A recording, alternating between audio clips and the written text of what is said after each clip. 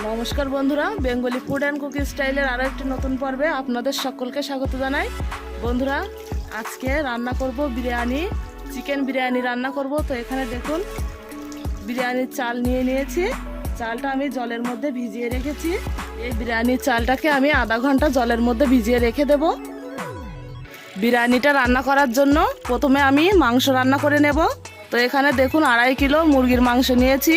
মাংসটা কেটে পরিষ্কার করে নিয়েছি। আর এখানে আলু কেটে পরিষ্কার করে নিয়েছি। বিরিয়ানির আলুর সাইজ একটু বড় বড় করতে হয়, সেজন্য দেখুন বড় বড় করে আলু কেটে নিয়েছি। এখানে বেরেস্তা তৈরি করার জন্য পেঁয়াজ কুচিয়ে নিয়েছি। এখানে নিয়েছি মশলা, এখানে নিয়েছি জিরা আর মরিচ বাটা, শুকনো লঙ্কা বাটা, আদা বাটা, রসুন বাটা আর ধনে পাতা। এখন আমি মাংস রান্নাটা শুরু করব।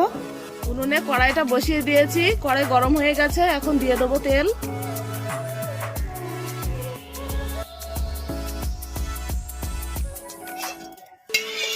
তেলটা গরম হয়ে গেছে, এখন আলুগুলো ভেজে নেব।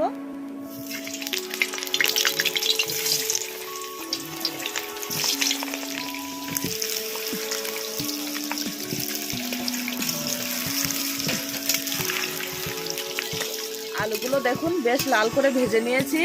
এগুলো ভাজা হয়ে গেছে, এখন তুলে নেব।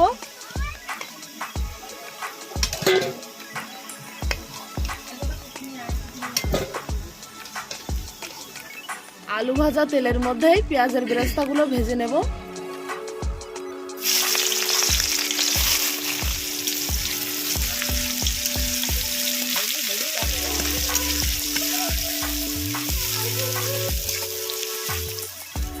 পেঁয়াজের বেরেস্তা ভাজা হয়ে গেছে, এখন তুলে নেব। পেঁয়াজ থেকে তেলটা ভালো করে ঝরিয়ে পেঁয়াজগুলো তুলে নেব।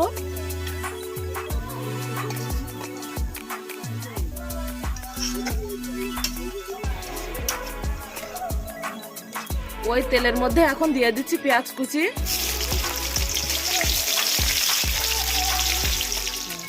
এবারে দিয়ে দিচ্ছি রসুন বাটা।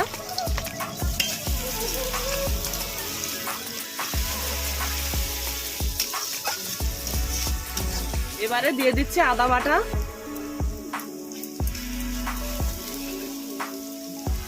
এবারে এর মধ্যে দিয়ে দিচ্ছি লঙ্কা বাটা।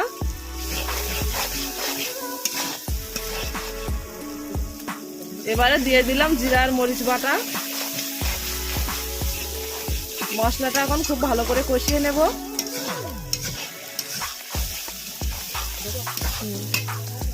এখন তেলের উপরে দিয়ে দিচ্ছি ধনেপাতা।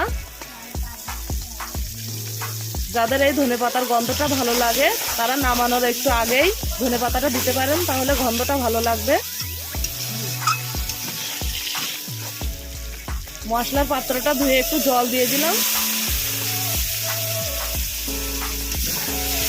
এখন সব মশলাগুলো একটু ভালো করে কষিয়ে নেব।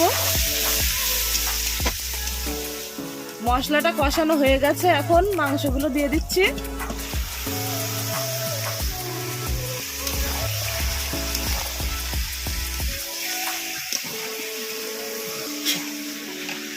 মাংসটা কিছুক্ষণ ভালো করে কষিয়ে নিয়েছি, এখন দিয়ে দিচ্ছি হলুদ গুঁড়ো।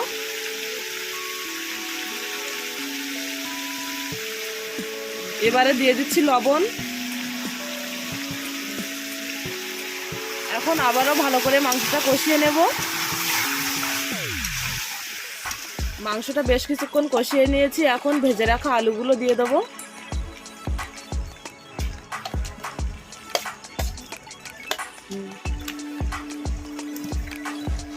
আলু সব দিয়ে দিলাম, মাংসটা আরো কিছুক্ষণ কষিয়ে নেব। মাংসটা ভালো করে কষানো হয়ে গেছে, এখন দিয়ে দিচ্ছি গরম জল। মাংসে গরম জল দিয়ে কিছুক্ষণ ফুটিয়ে নিয়েছি, এখন বিরিয়ানি মশলা দিয়ে দিচ্ছি।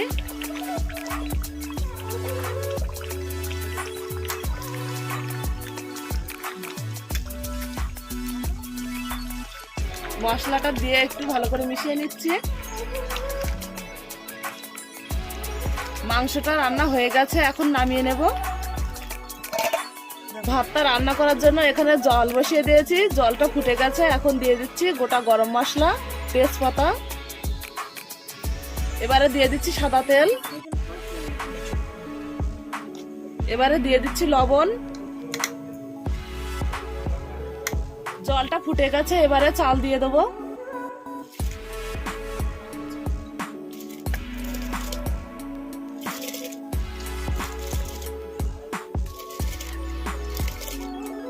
এখানে দেখুন ভাতটা হয়ে গেছে, এখন নামিয়ে নেব। এখানে দেখুন ভাতটা নামিয়ে একটা বড় গামলার ভেতরে মেলে দিয়েছি যাতে ভাতটা নরম না হয়ে যায়। বিরিয়ানিটা তৈরি করার জন্য এখন মশলাটা রেডি করে নিচ্ছি। এখানে নিয়ে নিয়েছি বিরিয়ানি মশলা, এবারে তার মধ্যে দিয়ে দিলাম চিনি, এবারে দিয়ে দিচ্ছি লবণ, এবারে একসঙ্গে একটু মিশিয়ে নিচ্ছি।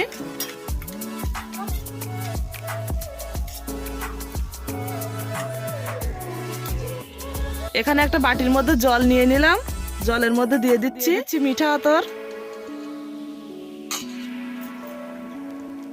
এবারে কালারের জন্য দিয়ে দিচ্ছি কামধুনি রং, এটা দিলে বিরিয়ানির কালারটা ভালো আসবে। এবারে দিয়ে দিচ্ছি কেওড়া জল, এবারে এর মধ্যে দিয়ে দিচ্ছি গোলাপ জল। এবার সবকিছু একটু ভালো করে মিশিয়ে নিচ্ছি। জলটা আমার তৈরি হয়ে গেছে, এবারে বিরিয়ানির লেয়ারটা তৈরি করে নেব। বিরিয়ানিটা এই গামলার মধ্যে দমে বসাবো, সেজন্য এতে একটু ঘি মাখিয়ে নিচ্ছি। ঘিয়ের ওপরে একটু মাংসের ঝোল দিয়ে দিচ্ছি। ভাতটা যাতে তলার দিকতে লেগে না যায় সেজন্য একটু মাংসের ঝোল দিয়ে দিচ্ছি। এবারে এখন আমি ভাত দিয়ে দিচ্ছি।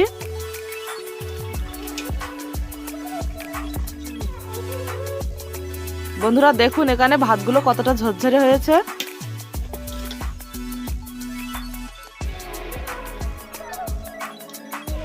এবার বিরিয়ানিটা আমি লেয়ার করে সাজিয়ে নিচ্ছি। এখন এর মধ্যে মাংস থেকে আলু তুলে দিয়ে দিচ্ছি।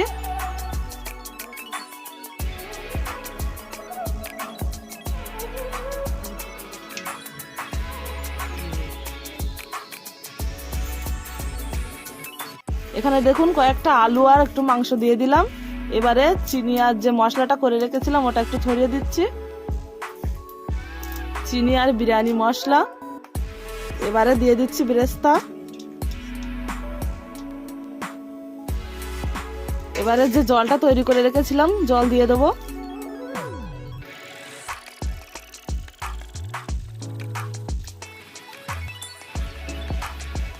এবারে এরপরে আবারও ভাত দিয়ে দেব।